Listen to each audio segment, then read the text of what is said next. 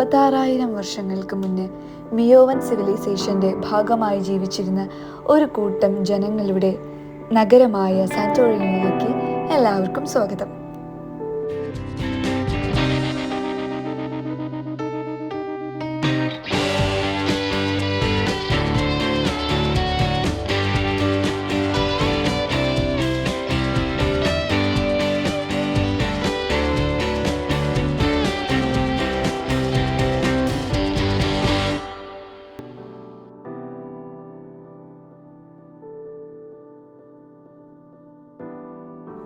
അങ്ങനെ ഈവനിങ് ആയി സാന്റോറിനിയിൽ. അപ്പോൾ നമ്മൾ ഇവിടുന്ന് നമ്മുടെ സ്റ്റേയിൽ നിന്ന് നടന്ന് പുറത്തിറങ്ങി സാന്റോറിനിയുടെ ഏറ്റവും ഫേമസ് ആയിട്ടുള്ള സ്ട്രീറ്റ് അവിടേക്കാണ് നമ്മൾ പോകാൻ പ്ലാൻ. ഇവിടെ ഏറ്റവും കൂടുതൽ കാണുന്നത് പൂച്ചകളെയാണ്. പൂച്ചകളെ എവിടെയും കാണാം. ഞങ്ങളുടെ സ്റ്റേയിൽ തന്നെ ഒരു 5-6 പൂച്ചകളെ ഞാൻ കണ്ടു. അതൊന്നും നമ്മളെ പേടിയില്ല, ഭയങ്കര ഫ്രണ്ട്ലിയാണ്.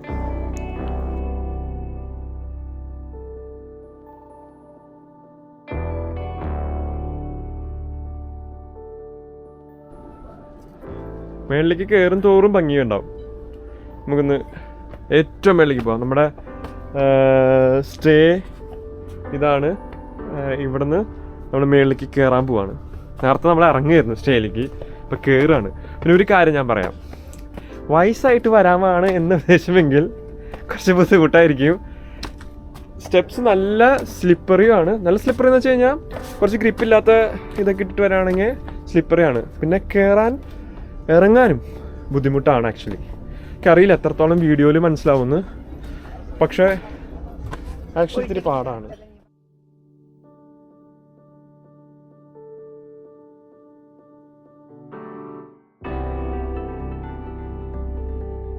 ഇരുട്ടായി തുടങ്ങിയപ്പോൾ എല്ലാ ഹോട്ടൽസിലും എല്ലാ സ്റ്റേയിലും അവർ ലൈറ്റ് ഇടാൻ തുടങ്ങി. വാം ലൈറ്റും പിന്നെ സ്വിമ്മിംഗ് പൂളിൽ നിന്നുള്ള ലൈറ്റ്സും എല്ലാം കൂടിയിട്ട് കാണാൻ നല്ല ഭംഗിയുണ്ട്. ഇത് ക്യാമറയിലൂടെ പകർത്തുമ്പോൾ അത്രയും ഭംഗിയുണ്ടോ എന്നെനിക്ക് സംശയമുണ്ട്. പക്ഷെ നേരിട്ട് കാണാൻ അടിപൊളിയാണ്. അതുപോലെ തന്നെ വൈകിട്ടായപ്പോഴാണ് വെതറും നൈസായിട്ടുള്ളത്. രാവിലെ ഭയങ്കര ചൂടായിരുന്നു.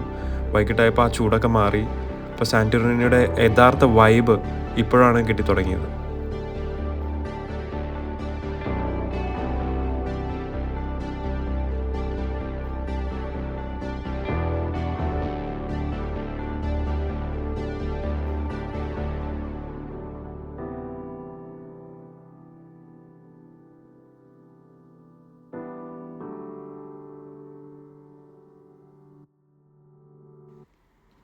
ഈ സ്ട്രീറ്റ് സ്റ്റാർട്ട് ചെയ്യുന്നത് ചർച്ച് ഓഫ് സെൻറ്റ് ജോർജിൽ നിന്നാണ്. നെക്സ്റ്റ് സ്പോട്ട് എന്ന് പറയുന്നത് ചർച്ച് ഓഫ് പനങ്ക്യ പ്ലാസ്താനി. എൻഡ് ചെയ്യണത് മ്യൂസിയം ഓഫ് ഏൻഷ്യൻ മ്യൂസിക്കൽ ഇൻസ്ട്രുമെൻസിലും. ടോട്ടൽ അറൗണ്ട് ഒരു 950 മീറ്ററാണ് ഈ സ്ട്രീറ്റിനുള്ളത്.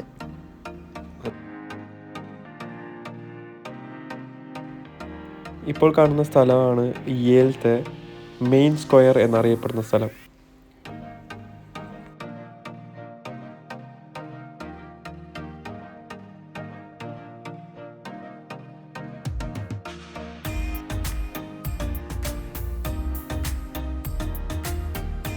ഇവിടെ ഈ സ്ട്രീറ്റിലൂടെ നടക്കുമ്പോൾ 2 സൈഡിലും ഒരുപാട് സുവനിയർ വാങ്ങാനുള്ള ഓപ്ഷൻസ് ഉണ്ട്.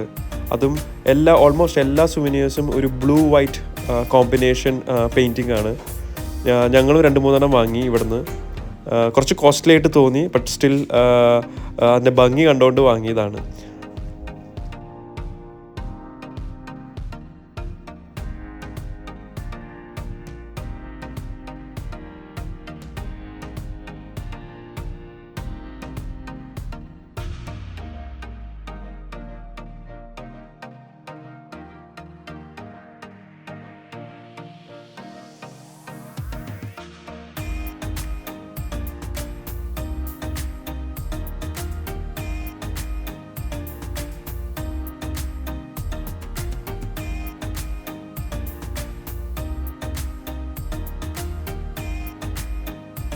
ഈ പാത്ത് നടക്കുമ്പോൾ ഇഷ്ടം പോലെ ബ്രാൻഡഡ് ഷോറൂംസും കണ്ടിട്ടുണ്ടായിരുന്നു. അപ്പോൾ കുറച്ച് ബ്രാൻഡ്സ് ഒക്കെ വാങ്ങാൻ ആഗ്രഹമുള്ളവർക്ക് ഇതുപോലത്തെ ഷോറൂംസ് എല്ലാം കയറി എക്സ്പ്ലോർ ചെയ്യാം.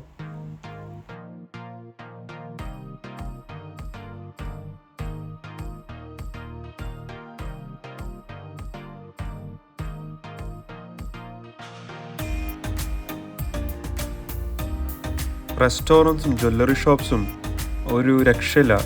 ഒരു അടിപൊളി വൈബ് തന്നെയാണ് ഈ സ്ട്രീറ്റ് തരുന്നത്.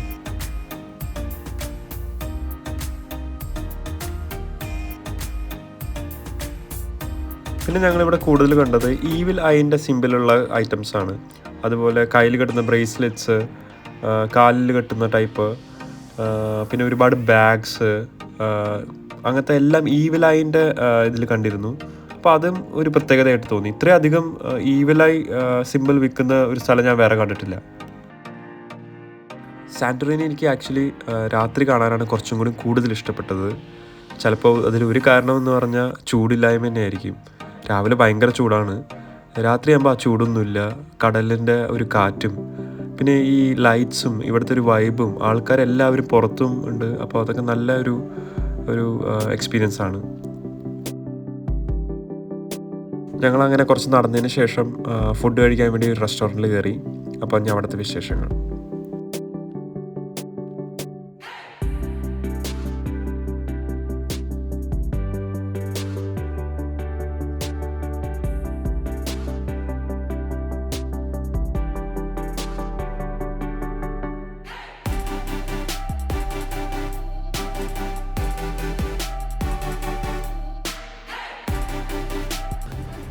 ഇത് ആക്ച്വലി കുക്ക് ചെയ്യാത്ത സീബാസാണ്, സീബാസ് ഫിഷാണ്.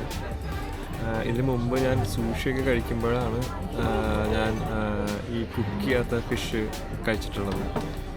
ട്യൂണ കഴിച്ചിട്ടുണ്ട്, സ്പൈസി ട്യൂണ എന്നാണ് പറയുക സൂഷി ഫുഡിന്.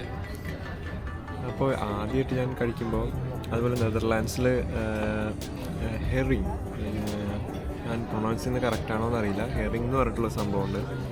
അപ്പം അതാണ് ആക്ച്വലി ഞാൻ ആദ്യമായിട്ട് ഈ വേവിക്കാത്ത ഫിഷ് കഴിക്കുന്നത്. അന്ന് എനിക്ക് ഫുൾ ടെൻഷനായിരുന്നു. അതായത് ഇതെങ്ങനെ കഴിക്കും, എല്ലാവരും എന്നെ നോക്കുകയാണ്. ഈ ഡച്ച് കൾച്ചറിൽ ഏറ്റവും ലൈക്ക് വൺ ഓഫ് ദ അവരുടെ മെയിൻ ഡിഷസ് ഒന്നാണ് ഹെറിങ്. അതും ഹെറിങ് വിത്ത് ആംസ്റ്റർഡാം ഓണിയാണ് കഴിക്കുക. അങ്ങനെ എനിക്കിഷ്ടമാണ്. അപ്പോൾ അന്ന് എൻ്റെ ചുറ്റുള്ളവർ എൻ്റെ അടുത്ത് പറയാം, നീ കഴിക്കുന്നുണ്ട്, വലിയ പ്രോത്സാഹനം. എനിക്കാണെങ്കിൽ ടെൻഷൻ, നമ്മുടെ നാട്ടിൽ പച്ചമീനൊന്നും കഴിക്കില്ലല്ലോ.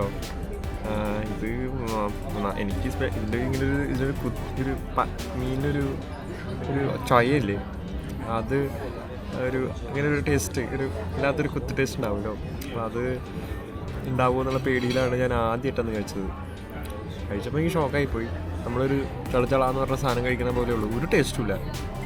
അവർ പറഞ്ഞു, നിനക്ക് അങ്ങനെ ബുദ്ധിമുട്ടുണ്ടെങ്കിൽ ഓണിയൻ കഴിച്ചാൽ മതി. എന്നിട്ട് ഞാൻ ഓണിയൻ കഴിച്ചു, നോർമൽ, കുഴപ്പമൊന്നുമില്ല, പ്രശ്നമൊന്നുമില്ല. അന്നാണ് ആദ്യത്തെ ഇത്. അതിനുശേഷം സൂഷിയുടെ ഭാഗമായിട്ട് എനിക്കിഷ്ടമാണ് സൂഷി. അപ്പോൾ അതിൻ്റെ ഭാഗമായിട്ട് ഞാൻ ഈ കുക്കി അല്ലാത്ത ഫിഷ് ഞാൻ കഴിക്കാറുണ്ട്. പിന്നെ നമ്മൾ ഒരിക്കൽ ഇവിടെ പോയപ്പോൾ ട്യൂണ, കുക്ക് ചെയ്യാത്ത ട്യൂണയും പിന്നെ ഇതും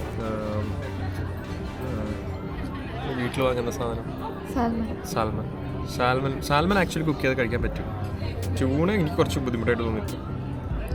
സാൽമൺ കുക്ക് ചെയ്യാത്ത സാൽമൺ കഴിക്കാൻ പറ്റും, ഒരുപാട് വട്ടം ഞാൻ കഴിച്ചിട്ടുള്ളതാണ്. അതിനുശേഷം ആദ്യമായിട്ടാണ് ഞാൻ സീബാസ് കുക്ക് ചെയ്യാത്ത കഴിക്കുന്നത്. സീബാസ് ഞാൻ വിചാരിച്ചു ഒരു നല്ല ഫ്രൈ അല്ല, ആക്ച്വലി ഫ്രൈ ചെയ്യില്ലെന്ന് എനിക്കറിയാം. പക്ഷെ എന്നാലും കുറച്ചും കൂടി ഒന്ന് സ്മോക്ഡ് വേർഷനാണെന്ന് വിചാരിച്ചിട്ടാണ് ഓർഡർ ചെയ്തത്. പക്ഷേ നമ്മൾ ചതിക്കപ്പെട്ടു ഗൈസ്.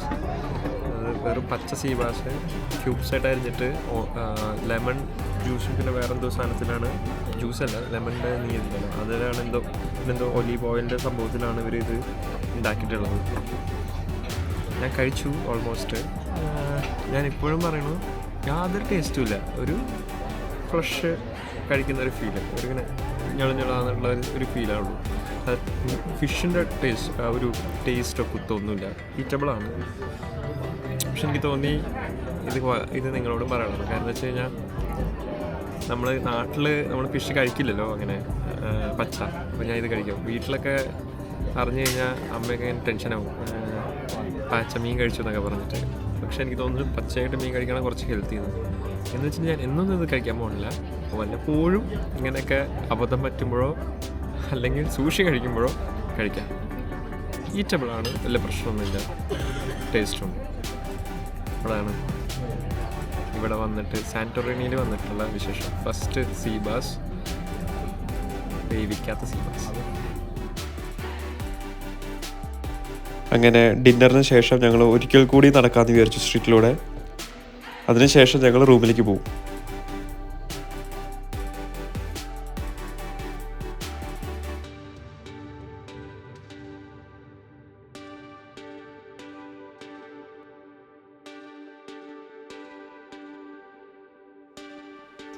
ഇവിടുത്തെ ഫ്ലോറിങ് ശ്രദ്ധിച്ചോ, മാർബിളാണ്. ഇപ്പോൾ രാവിലെ ആകുമ്പോൾ ഇതിൽ വെയിലടിച്ചിട്ട് അത് മുഖത്തേക്ക് റിഫ്ലക്റ്റ് ചെയ്യും. അപ്പോൾ ആ ചൂടും കൂടി അടിക്കും. അതൊരു പ്രശ്നമായിട്ട് എനിക്ക് തോന്നി. അപ്പോൾ ഗ്രീസിൽ വന്നിട്ട് ഗ്രീസിൽ ഏറ്റവും ഫേമസ് ആയിട്ടുള്ള ഗ്രീൻ ഒലീവ്സ് വാങ്ങാൻ താല്പര്യമുള്ളവർക്ക് ഒലീവ്സും വാങ്ങാം. അതിൻ്റെ ഓപ്ഷൻ ഉണ്ട് ഇവിടെ.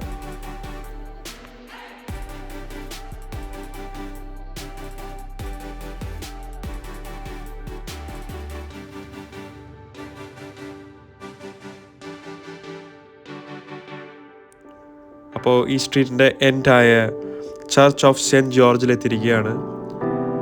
ഒരു ബ്ലൂ ഡോമുള്ള ഒരു ചർച്ചാണ് ഇതും ഇവിടുത്തെ പോസ്റ്റ് കാർഡ് പിക്ചേഴ്സിലൊക്കെ ഉള്ള ഒരു പോയിൻ്റാണ്. അപ്പോൾ രാവിലെ വരുമ്പോൾ നമുക്ക് ഇതിൻ്റെയൊക്കെ സൈഡിൽ നിന്ന് പിക്ചേഴ്സൊക്കെ എടുക്കാം. അപ്പോൾ എന്തായാലും ഇപ്പോഴത്തേക്ക് നമ്മുടെ രാത്രിയുള്ള നടത്തം നിർത്തുകയാണ്.